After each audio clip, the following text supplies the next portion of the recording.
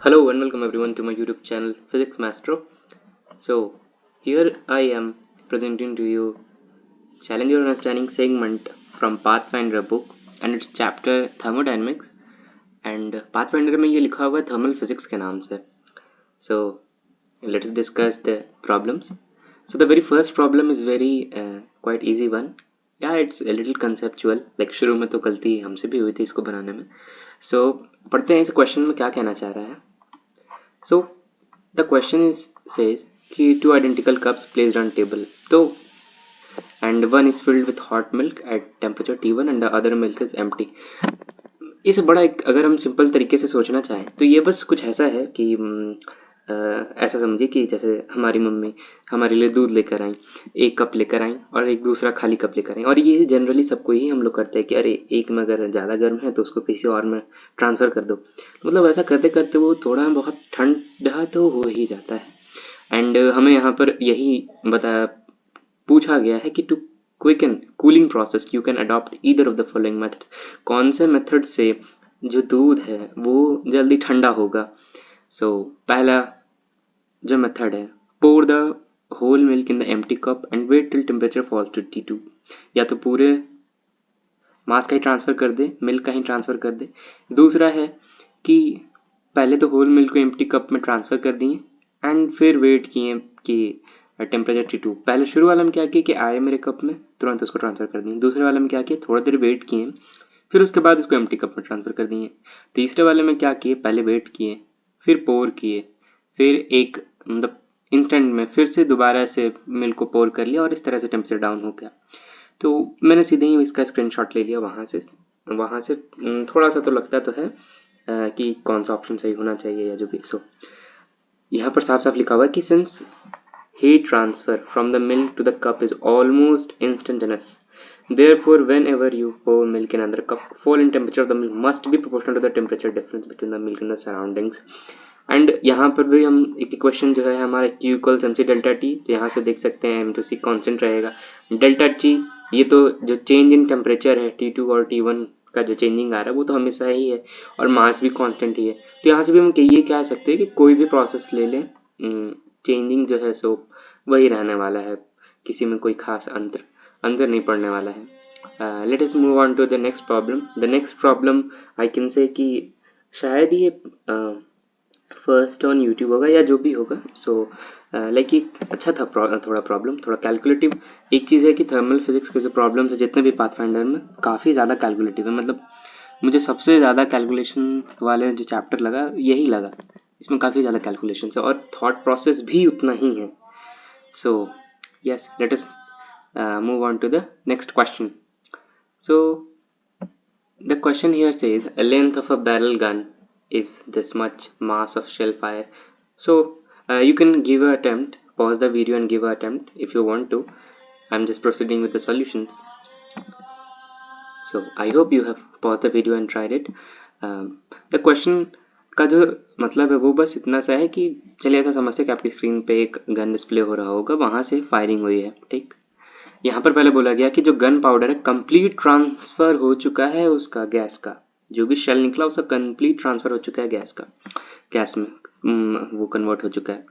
तो आप स्क्रीन पे देख पा रहे होंगे, मैं इसका विजुअल्स देने की पूरी कोशिश करूँगा कि जैसे ही गन फायर होगा, ये जो हमारा गन है यहाँ फायर होगा, पुराने फिल्मों में भी धुआं निकलता रहता था, सो वो चीज़ है, तो धुआं निकलेगा वहाँ वाले जोन से एंड जो गन है उससे भी निकलेगा. तो जो जब भी फायरिंग होता है तो कभी भी ऐसा नहीं होता है कि कोई लोहा का बुलेट निकल गया, वो स्पार्कलिंग होता है, वहाँ से छोटा सा पार्टिकल जो है लोहा का वो आगे जाता है, बाकी तो शेल का गन पाउडर ही रहता है.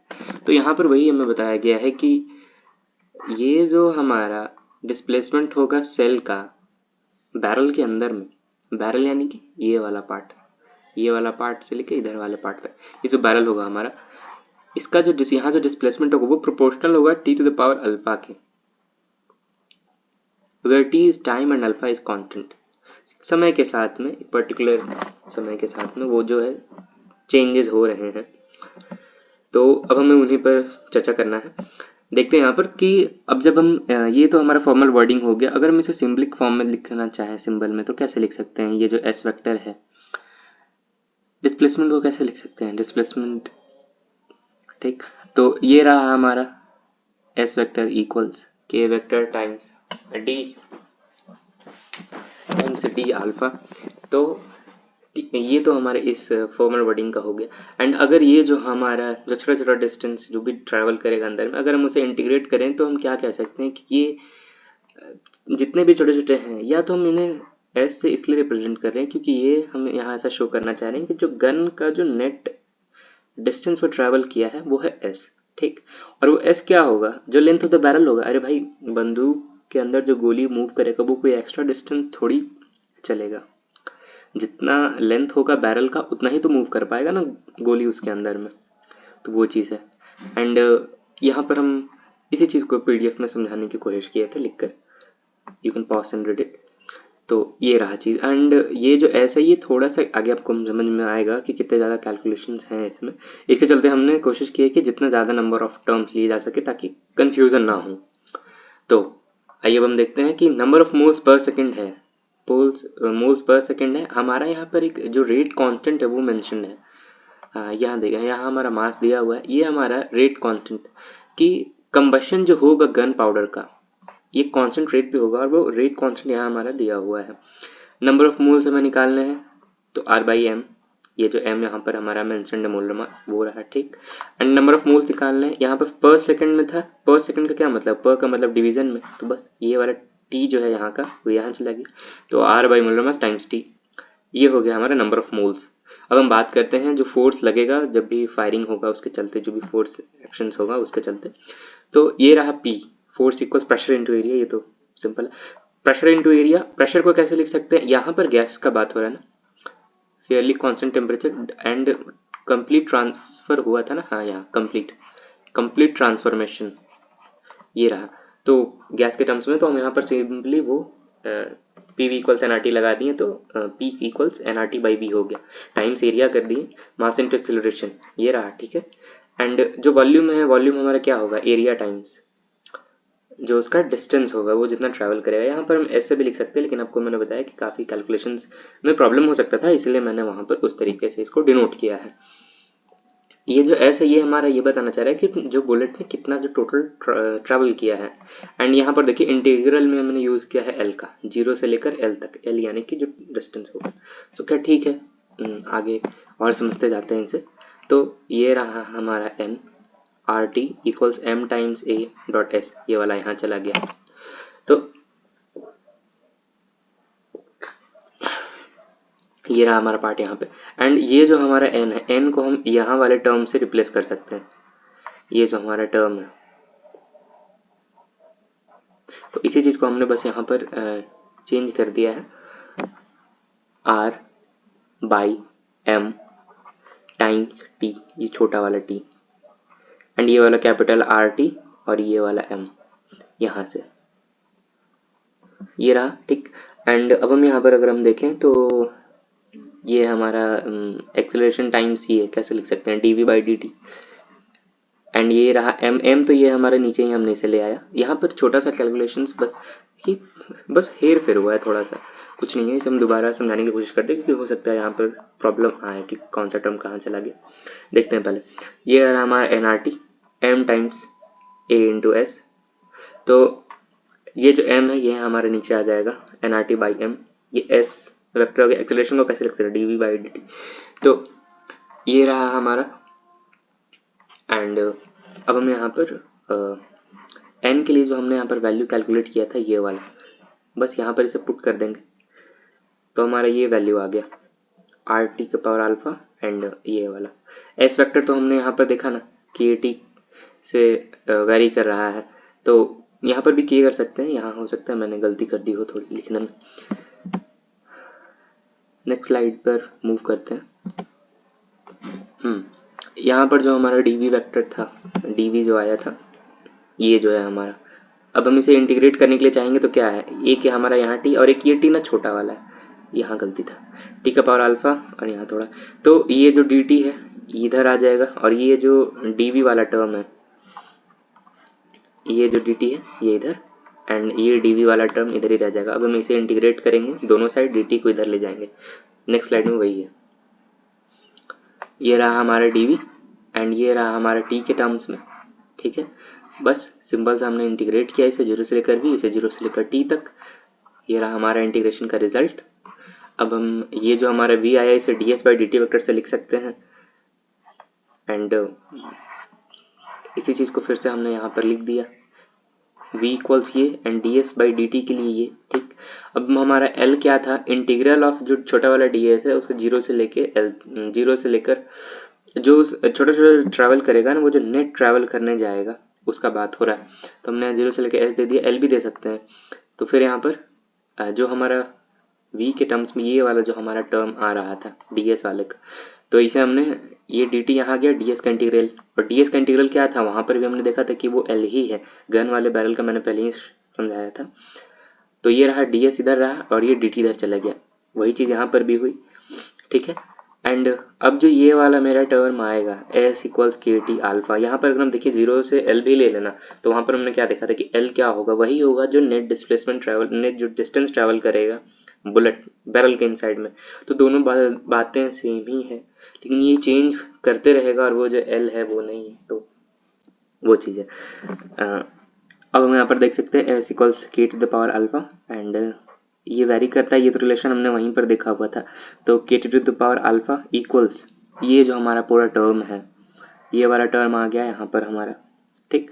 अब एक चीज़ यहाँ पर हमें देखनी है कि dimensions of T should be same. तो एक जो टी का पावर अल्फा है इक्वल्स हो जाएगा टी का पावर 3 माइनस अल्फा। तो यहाँ से हमें अल्फा की वैल्यू आ गई, ठीक है। एंड अब हम जब मूव करेंगे तो अब हम ये जो हमारा पूरा टर्म है, ये जो हमारा पूरा टर्म है, अब हम इसे यहाँ पर सॉल्व करने की कोशिश करेंगे। इस वाले टर्म के लिए अल्फा का वैल्यू हमने कैलकुलेट कर लिया, k t to the power alpha, and यहाँ पर t to the power 3 minus alpha है, ठीक। अब हम इसी चीज़ को यहाँ पर सॉल्व करने जा रहे हैं। सो ये रहा हमारा r r t and m m naught, और ये term m m naught and ये टर्म, और ये t to the power 3 minus alpha ये यहाँ पर आ जाएगा। तो ये टी टू द पावर इधर वाला टर्म अल्फा माइनस क्या हो जाएगा, ये alpha minus of 3 minus alpha, ये टर्म रहा हमारा। यहाँ पर के टू द पावर अल्फा कहीं हमने लगता है थोड़ी सी मिस्टेक करी है, ये रहा हमारा के, अच्छा यहाँ पर हाँ ठीक है, ये वाला रहा हमारा के, यहाँ रहा हमारा के, तो ठीक। तो ये वाला के यहाँ चले गया तो के स्क्वायर यहाँ पर बन गया हमारा के स्क्वायर, और टी का power alpha minus 3 minus alpha ये टर्म के का स्क्वायर आ गया हमारा, एंड ये वैल्यू जो टी के टाइम टी टर्म्स में आ रहा था और यहाँ पर जो वैल्यू आ रहा था इसे हमने सॉल्व किया, ये हमारा वैल्यू क्या आ जाएगा, -3 है माइनस प्लस है तो टी का तो ये क्यूब ही हो जाएगा, एंड यहाँ पर ये टर्म है तो यहाँ पर सही 3/4 आ गया टर्म, -3/2 3। अच्छा हाँ ये कितना हो जाएगा 6 माइनस माइनस माइनस प्लस, तो ये 6 में 3, हाँ ठीक। तो ये वाला टर्म ही पूरा 0 हो जाएगा, हमें से ये देखने में गड़बड़ी हो रही थी कि कहाँ मैंने क्या कर दिया। सो ये रहा, ये वाला टर्म यहीं पर 0 हो जाएगा, 3/2 है, माइनस ऑफ 3 माइनस 3/2, तो सिंपल सा है 6 माइनस 3/2 खत्म हो जाएगा। टी वाला जो छोटा टर्म ही था हमने उसे ही खत्म कर दिया, एंड ये रहा हमारा यहाँ से के का वैल्यू आ गया। And what I am trying कि आप लग रहा हो कि ये कहाँ कहाँ बीच बीच में फंस जा रहा है, तो फंसने वाला चीज़ नहीं है, मैंने बना रखा है इसे, एंड मैं बस ये चाह रहा कि कहीं पे भी डाउट ना है, क्योंकि डाउट रिजॉल्व करने के लिए तो I will give the link of my channel physics maestro Telegram channel, and there we have our discussion arena as well where we solve each others doubt and everything, so discuss each others problems and all. तो इस problem को वहाँ पर ना discuss करना पड़े, उससे अच्छा है कि मैंने यहीं पर हर एक चीज़ को क्लैरिफाई कर दिया है। तो ये रहा, एंड यहाँ पर हमारा के का वैल्यू आ गया। यहाँ पर जो एल के टर्म्स में ये वाला जो टर्म हमने निकाला इंटीग्रेट कर कर, ये वाला टर्म ये किसके इक्वल है, एल के, ये वाला एल के इक्वल है ये सारा टर्म, तो ये जो टर्म हुआ एंड ये जो एल हुआ, ठीक। बस अब हम क्या कर सकते हैं सीधे L equals mm0 t⁻³ minus alpha 2 minus alpha 3 minus alpha. ये t के लिए हमने पूरा ही सॉल्व कर लिया इसे। t का अल्फा का वैल्यू तो हमारे पास है ही 3/2, ठीक है। तो यहाँ पर भी हमने सॉल्व किया, यहाँ पर भी सॉल्व किया, वही जो सेम चीज़ पिछली बार आया था वही चीज़ यहाँ पे भी है। तो ये हमारा वैल्यू आ गया। यहाँ से जब t का वैल्यू आ गया हमारे पास में, तो v में हम जो हमारा इक्वेशन 1 था, ये हमारा इक्वेशन 1 v के टर्म्स में v हमारा ये रहा RRT। यहाँ पर जो t का वैल्यू हमें निकालना था v के लिए, वेलोसिटी के लिए, तो यहाँ पर हमने वो निकालने की कोशिश करी। t का वैल्यू आ गया, अल्फा हमें पता है। अब हम यहाँ पर क्या करेंगे, बस सीधे पुट कर देंगे छोटे वाले t का वैल्यू यहाँ से। ये जो पूरा टर्म है, ये पूरा टर्म यहाँ आ गया। एंड बस यहाँ पर हम देख सकते हैं कि ये जो हमारा 2/3 टर्म है एंड यहाँ पर जो 1/2 टर्म है ये आराम से कट जाएगा, तो ये 1/3 आ गया, ठीक है। एंड यहाँ पर ये 1/3 यहाँ पर भी आ जाएगा। और यही जो टर्म है ना, वो पाथफाइंडर का जो हिंट वहाँ पे भी है, यही टर्म। तो ठीक है, यही टर्म है और जो भी वैल्यूज है इन्हें पुट करेंगे तो हमारा ये आंसर आ जाएगा। एंड अकॉर्डिंग टू पाथफाइंडर ये वाला जो टर्म था वो हमारा आ चुका है, बस वैल्यू पुट करेंगे और ये आंसर हमारा आ जाएगा। सो या that's all for today's video. Bye bye.